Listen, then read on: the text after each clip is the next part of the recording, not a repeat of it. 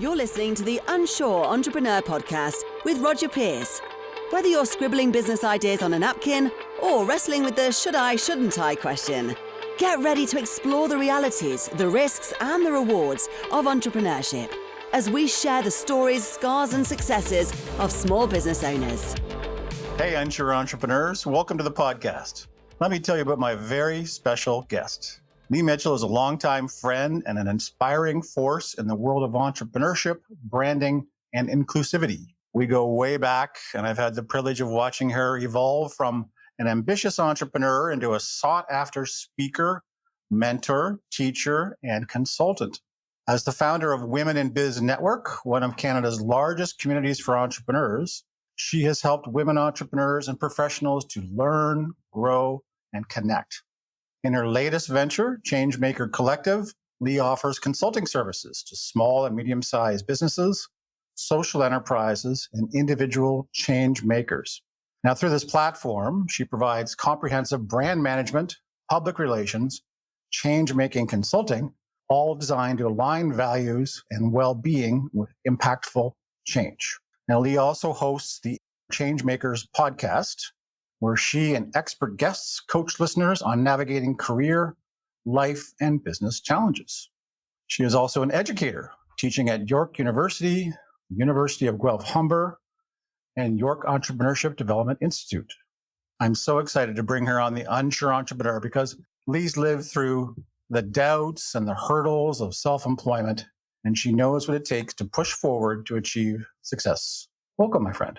Wow, what a beautiful introduction. I had to stop and catch my breath. I was going through a lot there. You've done so much. It's so great to have you here. I really appreciate you taking the time. My intro probably didn't scratch the surface. Can you expand a bit more on ChangeMaker Collective and the kind of work that you're doing? Yeah, so we are all about helping mission-based leaders and those that really want to be the change in the world that they want to see and how they can do that in a way that can amplify and inspire. And we're an organization that supports change making. We offer a free membership. So we really want to help you to get your story out there. And if you need some marketing support, PR services, or just an opportunity to strategize on how to create a strategy for your social impact in a way that resonates with diverse audiences, we're there to support you on your journey. And we also have a podcast called the ChangeMaker Collective. ChangeMaker Collective podcast. That's excellent. I'll put the link to the podcast in the show notes. And you've got a strong background in this. I know you've got some DEI training, and that's one of the skills you bring. So it's like a marketing agency helping people implement their DEI strategies. Yeah, the communication around that and how to connect with diverse audiences and how to position your messaging. I know that there's a lot of pushback in that whole DEI directive in the government, both in Canada and the US, with a lot of companies pushing back on DEI initiatives, sometimes being forced to do so because of government policy changes. But we know that those that have diversity in their boards, their communities, their sales teams, their stakeholders really do better in all kinds of different areas. And so it's more profitable. There's better decision making. It's just important for people to feel seen and heard and feel a sense of belonging. It's not about, pushing someone forward because they are of color. There's room for all of us. And when we approach whatever marketing, communication, or business strategy that we're trying to achieve, if we have a collection of voices, it just makes it more impactful. If you have all of the same people at the table making decisions, then you don't really have a very strong narrative on how people are going to respond to your products and services. when you think about it, right? And I think you and I talked about this before, and I think maybe it was you that brought up this excellent point, how a small business, even a small business, can have an advisory panel, like a bunch of volunteer mentors advising them. And even that board, unofficial board, should be diverse and should have people from different backgrounds and disciplines to make the entrepreneur's advice stronger, right? Yeah, you're just going to make more cohesive decisions and you won't be backtracking. Excellent idea. You and I go back so many years. I won't give away how many years, but a long time. Maybe you can share a bit about your own journey and how did you learn to push through uncertainty and what advice you have? I'm still working through it, Roger. Let's be We all honest. are. I call you on a regular basis with my latest anxiety driven situation, something that I'm sure of. I think it's a journey. I don't think anyone ever feels totally secure in what they're doing. The thing about being an entrepreneur or being a professional or really pursuing anything that you're passionate about is that you have an invested interest in not looking stupid. First and foremost, you want to help people, you want to make a difference, and you have to really be careful every step that you take. And so sometimes we get caught in analysis paralysis, or sometimes we move too quickly and we take a misstep and we're concerned of how we're perceived. I think every entrepreneur and budding entrepreneur questions whether they have what it takes to do that. Even if you're transitioning into a new career or a new industry, there's fear. There's fear of the unknown. And so it's something that I've dealt with my entire career, is just not always thinking that I'm enough. I think that most people can relate to that. I think we've all had those moments, those 4 a.m. wake ups of, I didn't think of this, or how are people, I didn't, all of a sudden something that you were so sure of before you went to bed, you wake up and all of a sudden there's a great uncertainty and fear. A lot of us suffer from, what's called the imposter syndrome. Have you got any strategies you can share to help people deal with this kind of issue? Yeah, absolutely. I think that mindfulness for me has been a huge part of how I cope with my uncertain feelings or anxiety or imposter syndrome. I remind myself to breathe. Just, it's something you always have access to. Breathing exercises. I find that it's helpful to focus on your long-term vision. What do you want to achieve? I think when you focus on how you can be of service and what you think your ultimate purpose is, then you can work through feeling like you might be judged, or people may feel like you're annoying, or, uncomfortable that you've had to contact someone to sell to, so to speak. A lot of people struggle with insecurities around getting on the phone and pitching or selling to someone. And I sort of try to remind them that you're meant to help people. And the only way you can help people is to share your message. And your message may come in the form of a pitch. But if you focus on the fact that that pitch is going to ultimately make someone's life better, then it helps you to work through those challenges.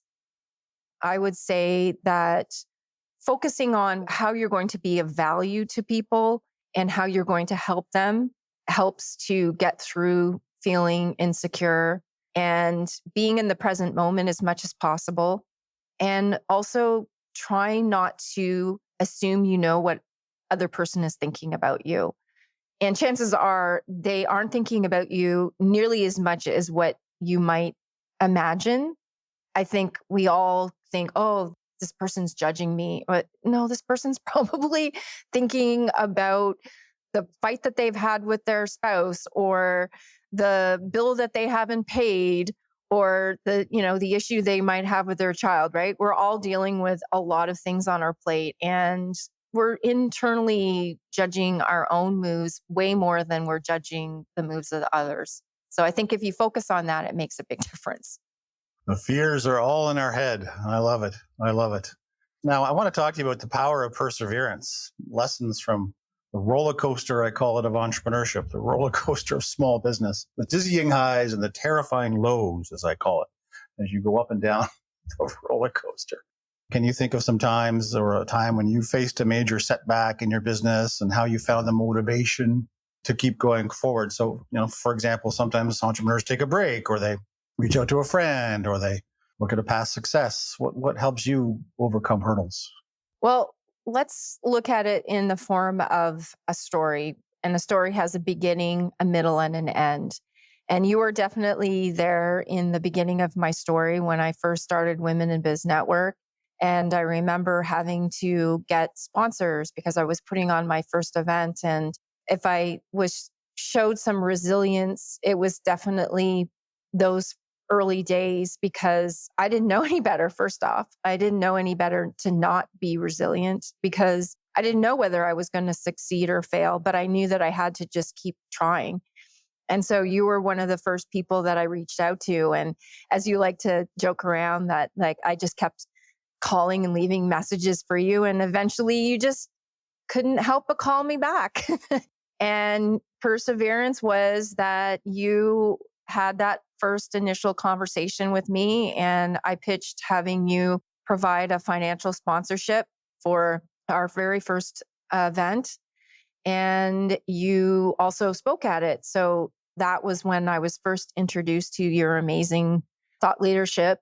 And that relationship has meant that I have been able to be so resilient in a way that I never thought possible. And I think part of that is you can't isolate yourself. You have to be willing to put yourself out there.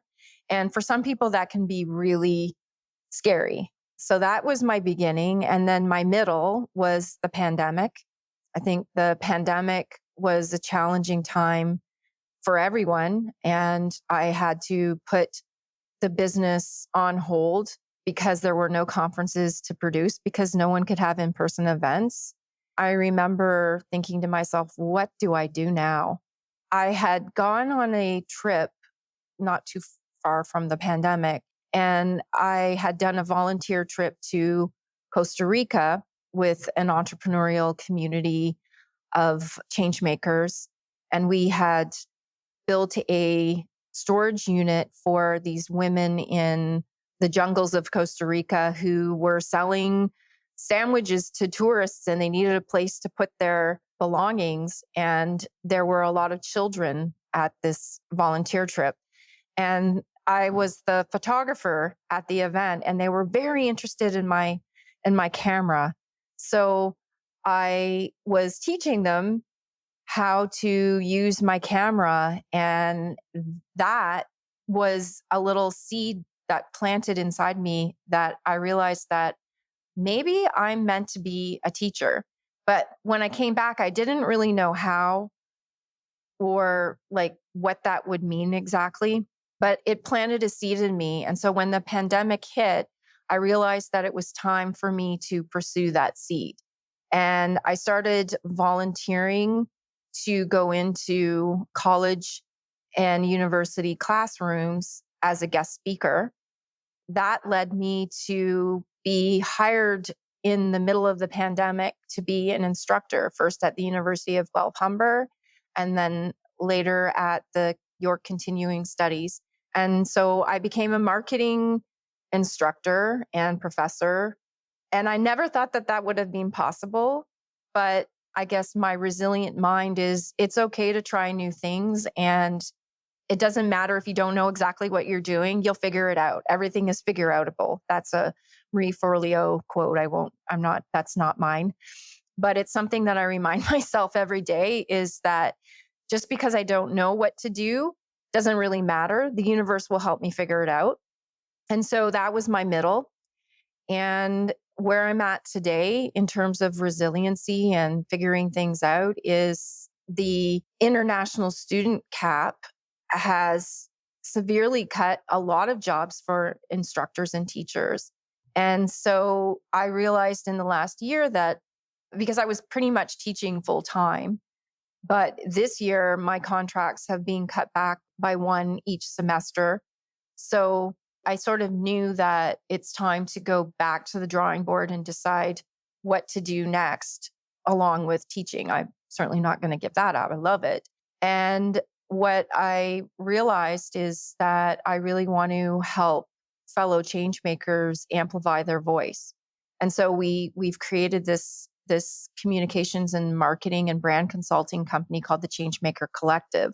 And so the lesson there is you can build it in little increments. It doesn't have to happen all at once. And you may feel like you're foolish or look foolish, I should say, because you haven't really figured it out and people might be confused by what you're doing. But just keep the eye on the prize, keep moving forward and build it little bit by little. And eventually you will start to see the building come together. And so I think that the framework is finally really starting to present itself. And it's not finished. The building is not finished. It's still a work in progress, but we have a team together. And so I think the other thing is that you also figure out what your strengths are and you fill in the gaps with other people in your community that can help in areas that you may feel that you're not able to contribute. So those are my little resilient words of wisdom. Great story. Great story. And I like the way you framed it with the beginning, middle, and end. Maybe that's a good segue to talk about these students you're teaching entrepreneurship and marketing and business and a bunch of different things. What are you learning from them? What do you see from them? You can share with us. Thank you. Thank you for asking such a great question to explore. I have learned so much from them. I have learned that you have to individualize learning. You can't just have an agenda and expect that everybody is going to go on that journey with you. You have to take time to understand what they're trying to get out of it and build different ways to learn that speaks to those learning styles. So I think I've learned to adapt and do things differently. I don't spend much time in the classroom with PowerPoint presentations. In the beginning, I sort of stuck to that because that's what I figured that's what professors and instructors are supposed to do. They stand at the front of the classroom and they lecture. I'm old enough, Leigh, to remember teachers, professors using transparencies. There you go. Overhead transparency. Now what I've built an arsenal of tools and techniques to make the learning individualized, interesting, engaging, and collaborative. And I think that's made all the difference. And so I think my students have informed my teaching style to date. And we like to have fun. I've taken some courses around social emotional learning. And I think that's another thing that the students have taught me is that when they're experiencing challenges and they're stressed out and you come down on them, it's just going to make them freeze and shut down. I went from being good cop, bad cop, good cop again.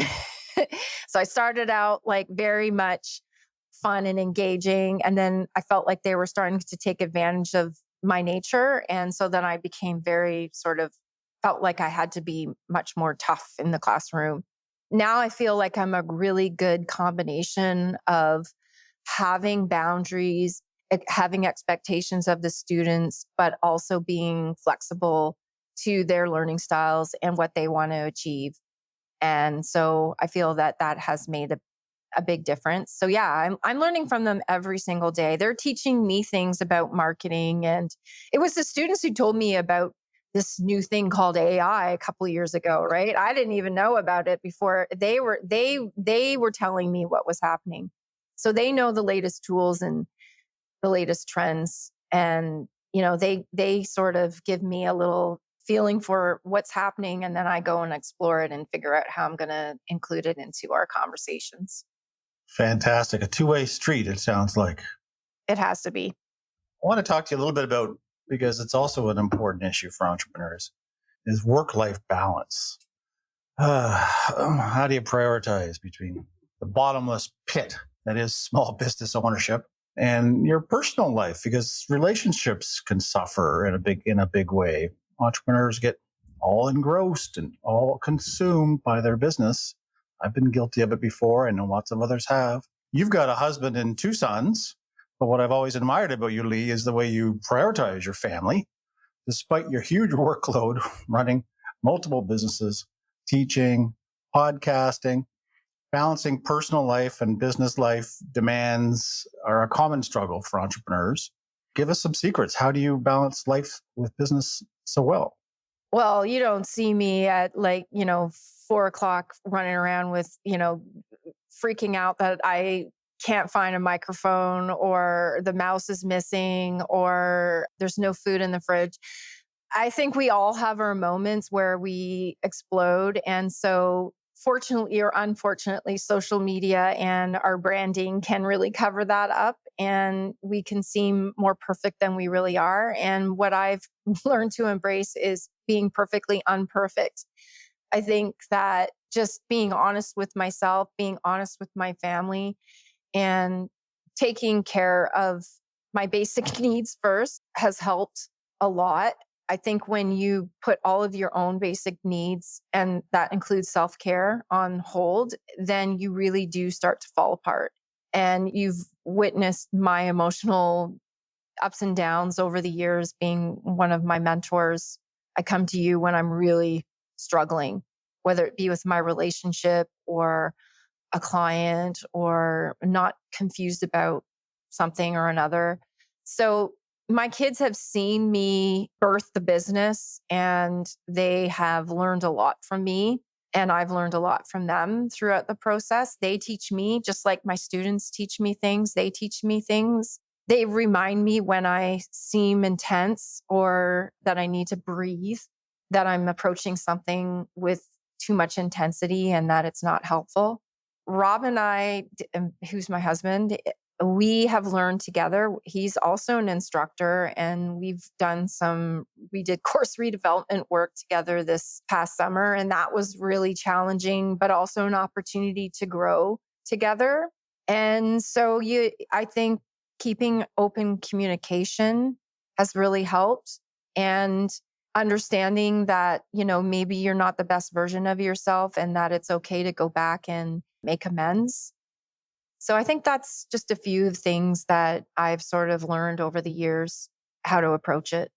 You touched on so much there because a supportive life partner for an entrepreneur is pivotal. If the life partner, spouse, or whatever doesn't get it, doesn't want to be a part of it, it's very hard for the entrepreneur to proceed, especially if there's demands to bring home a steady paycheck, because there's often not one during the first few years for startup entrepreneurs.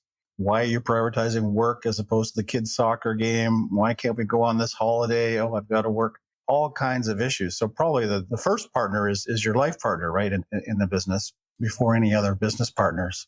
And what you said, it was so key to communicate and be open, share the challenges.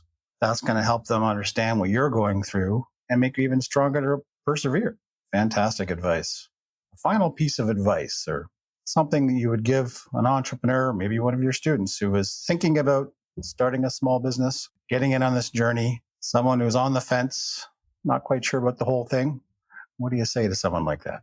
I'm actually in my final course that I teach the students because I have them at the beginning and the end of their journey with me. They're in the program that I teach most consistently at York for about 9 months, and they take the business course with me in the first semester, and then they wrap up with a marketing course with me in the final semester. And so in the final semester, I teach them about building their personal brand and what do they want to be known for? What kind of impact do they want to have? What are their strengths? What are some of their weaknesses that they need to take into account for and plan around? And is there a side hustle that they can start to think about from day one of graduating? Because the worst thing that I think can happen is that you do all this, and they spend a lot of money to be in the classroom because most of my students are international. So they're paying international student fees. And so if you don't use it, you lose it. So start building that personal brand, that side hustle immediately after graduating. Or if you're someone who is considering entrepreneurship, don't spend too much time planning out a business that is the 20 page business plan business. Instead, work on that MVP, which is the minimal viable product. And that minimal viable product idea could come from your own personal brand, or maybe it's a product or service that you want, or maybe it's part of the creator economy or the gig economy.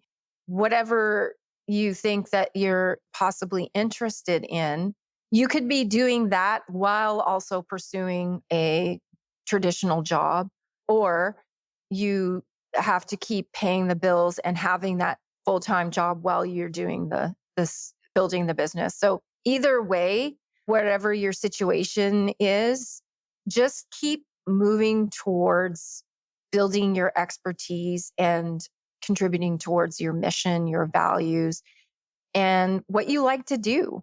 And don't worry about having all the answers. You'll figure it out along the way. So that's my advice. Fantastic. Really good stuff there. The side hustle, minimum viable product, so important. Rome wasn't built in a day. And what a great way to test the waters of entrepreneurship too, is to keep that outside job while you start a business, test it out. It doesn't have to be an expensive investment, just to see if it works and to see if your heart's in it and see if you want to go ahead with the whole thing. That's fantastic. Well, listen, I appreciate all this, and that's all the time we have. I want to thank you very much, Leigh Mitchell, for being here and sharing with us. But before you go, if a listener wants to get in touch, what's the best way to connect?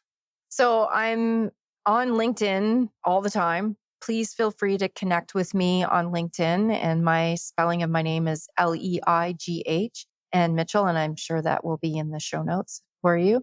And you can also reach out and register your business or your personal brand on the ChangeMaker Collective, which is changemakerco.org. And let's start a conversation. Here to support you on your journey. And be sure to listen to the ChangeMaker Collective podcast. Yes, that's right. Thank you. Fantastic. Okay. Well, thanks again, Leigh. And to our listeners, thank you for being here. And be sure to return next time for more insights from the Unsure Entrepreneur. That's it for this episode of the Unsure Entrepreneur podcast. Thanks for listening. Be sure to subscribe so you don't miss other candid conversations with small business owners. And be sure to check us out at unsureentrepreneur.com.